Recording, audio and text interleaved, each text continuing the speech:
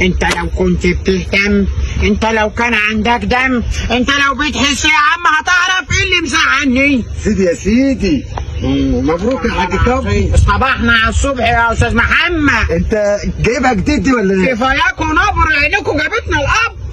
الله يسهل لك يا سيدي. ماشي يا رب، روح شد بسرعه، شد بقى تتكسر مني بقى، مش نسوي.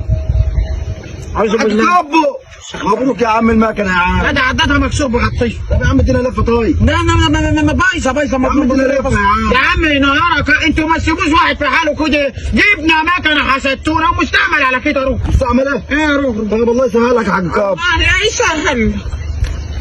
السلام عليكم. لا بركات.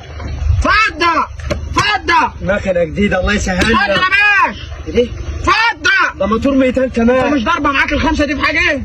يا ابني خلاص نهار امك ابيض يا ابني، سيبوني في حالي، ده انا جايب اشتغل عليها دليفري. الله يسلمك. يا ابني حرام، حتى بص لي في الخمسة جنيه اللي هاخدها من هنا يا اخي، سيبوني في حالي. جنبه جنبك عليه. تعالى جربها.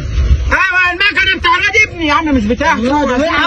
يخرب بيتك. خلاص يا عم خلاص. ده المكنه غاليه ب 40,000 جنيه، جبت مكنه ايه؟ شكرا يا عم خلاص شكرا. طب خد لي لفه يا عم روح بقى، سيبوني بقى. اثبت انت شغال اهو، خد لي يا عم هاني اللي جاب امها في الارض خلاص. يا عم حبيبي انا جاي لك دلوقتي. هاجي لك مع اخويا الحاج كابو. عم مش عارف. ده ربنا وسع عليك قوي بالوسع والله ما والله. مش بتاعتك. والله ربنا وسع عليك. تعالى خد مكنتك، ده انا هموت قتيل النهارده.